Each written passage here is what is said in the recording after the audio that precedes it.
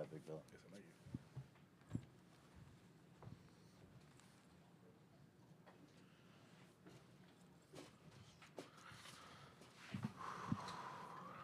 Good job, big guy.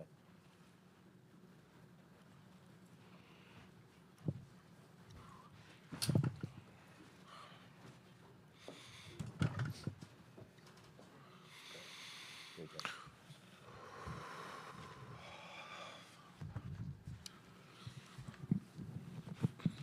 The Auburn locker room is open. We're joined at this time by head coach Bruce Pearl and student athletes Janai Broom, Dylan Cardwell, and Denver Jones. We'll ask Coach to open things up with a statement. Then we'll take questions first for the student athletes. Coach.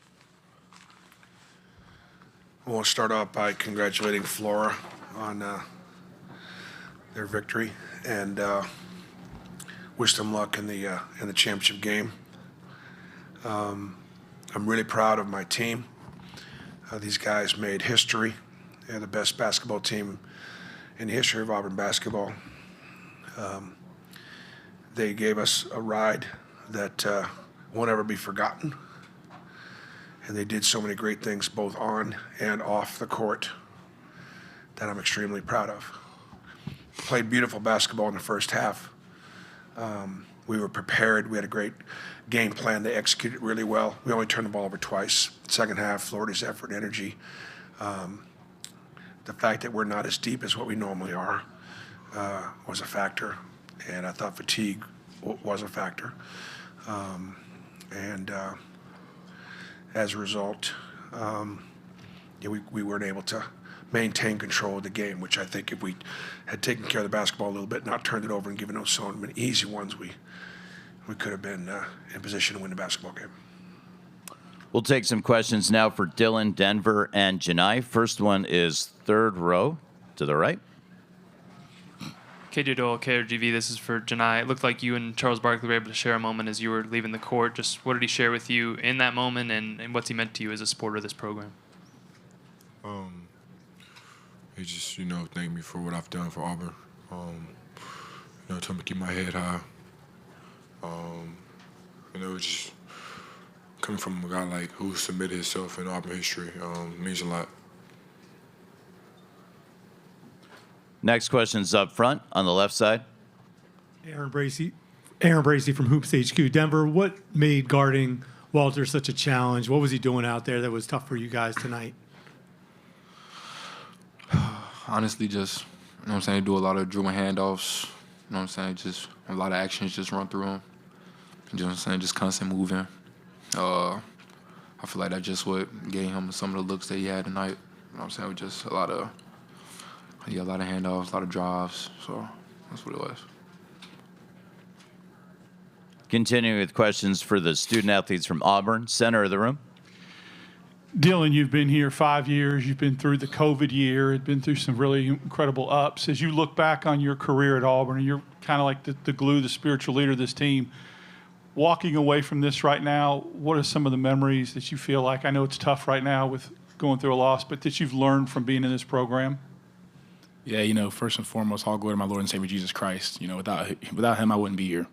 And it's bittersweet to end it this way, knowing that we left the national championship on the table. But, being at Auburn has been the best 5 years of my life, and I couldn't have chosen a greater university to have loved me back and, just watch me grow up from 18 to 23. And I am the man I am because God let me come to Auburn. And, man, the thing I'll take away most is just being an Auburn man, but just being a teammate, being a player for Bruce Pearl, but also being in the locker room. We're the best locker room in the country. I love these guys, and I cherish every single moment, every single memory we made. And that's my prayer the whole year, just Lord, to prolong our season. We just had so many great memories on and off the court. This is the funniest team I've ever been on, but the most loving and caring and thoughtful team I've ever been on. And I'll forever remember this team, and I hope we can stay in touch for the rest of our lives. Continuing with questions for the players from Auburn, same part of the room, same microphone. Justin Ferguson, Auburn Observer. Denver, second half, did they do anything differently defensively to give y'all some issues? Like, what do you think the change was there? Honestly, I just feel like we probably just fell to fatigue a little bit. turned the ball over. We had a lot of careless turnovers that in the first half we really didn't have. And I feel like that's what probably just gave them that extra spark. You know what I'm saying? To take the lead. If you have a question for the student athletes, please raise your hand. We have 2. We'll do Lane first, and then we'll come back across the aisle. Lane Higgins from the Wall Street Journal. Janai, this is for you. I know coming into this game, you said that your ankle felt totally fine. In the second half, it looked like it was kind of getting to you a bit, and you were limping a bit. Can you kind of walk us through, what you were playing through and kind of, the heart that took to push through that? My ankle was fine. Across the aisle with another question. Jim Vertuno of the Associated Press for Janai. I'd ask you the same question about the elbow. That was a question coming in. It looked at times like maybe it was bothering you, but you seem to still be able to do just about everything. Also, second part is, what did they do defensively to deny you shots in the second half? My elbow felt fine going into the game. Obviously, here and there it would bother me a little bit, but nothing that I couldn't play with.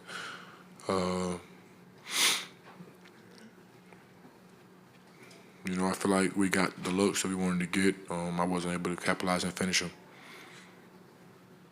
If you have a question for the Auburn student athletes, please raise your hand.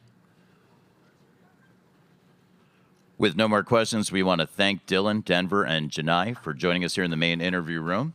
Congrats on a great season, fellas. They're going to head back to the Auburn locker room. It remains open. I'll let you know the official time when we have one. Either way is good. Thank you. All right, guys. All right, love you. Love you too. Thank you. First question for Coach Pearl. We're going up front to the right. Coach, you guys had a hell of a run here to the Final Four. Michael Gittins, World Four. You said fatigue was a factor for your team coming in. Just the grind of the NCAA tournament, or was it anything in the routine that stood out? We got down to 7 guys, and that's not enough. We just did not have enough help off the bench. And, I think to take a little heat off of Janai, we scored great in the first half with our 2-point baskets. We went through him. And he did great, and I don't know whether we got away from it a little bit, but we only had a handful of 2-point baskets in the second half.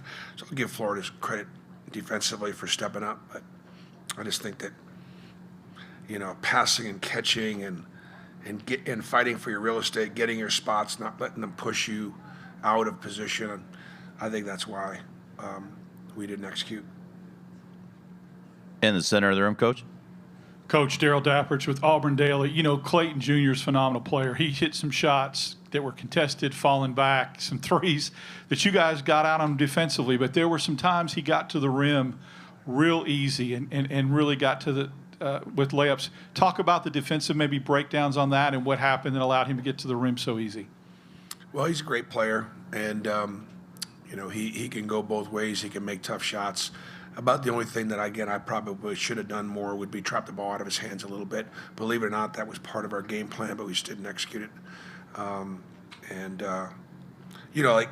Like just sort of, I guess sort of you say all things are kind of equal, and Clayton was the difference. He was just flat out the difference because we couldn't contain him down that end. But again, I take responsibility for 12 turnovers in the second half. It's just impossible to either explain or to think that you can win, turn the ball over a little bit.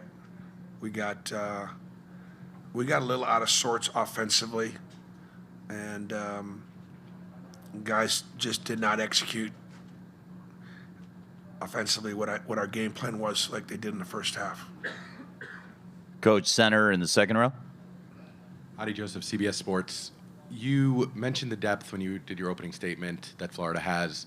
Obviously, Janai got what he wanted in the first half. Did you kind of anticipate their depth and their size and their defensive acumen coming into play in the second half? Did you expect a different sort of look from Florida? Yeah, we knew they'd come out aggressively, but I was hoping that our starters would be able to withstand. I did not call timeout in the first 4 minutes. I was trying to get to the TV timeout. We got to it.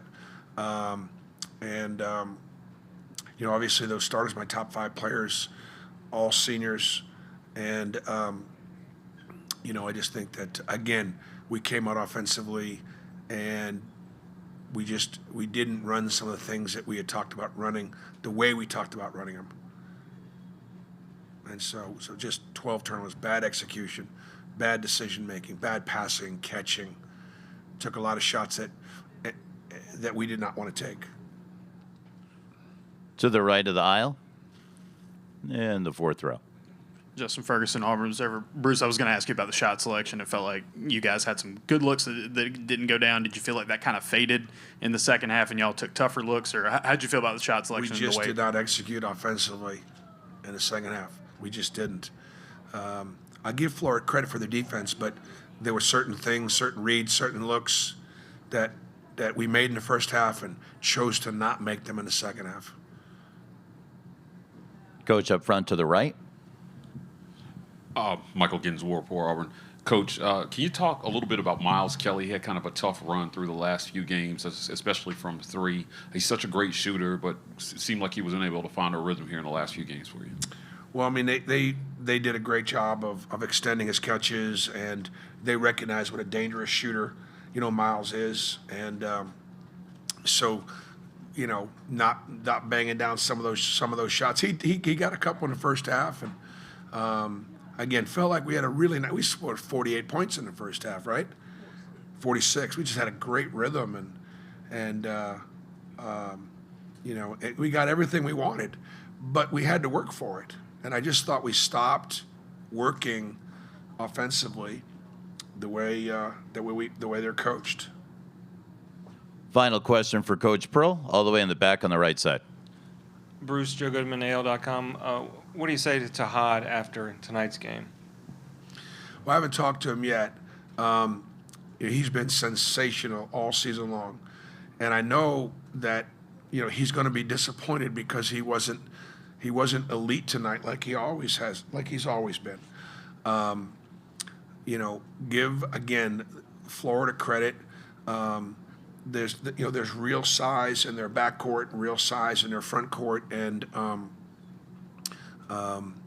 again, if he had a better coach, he'd have got him cleaner looks, and he would have had a few more open shots, and that probably would have helped him, play a little better. But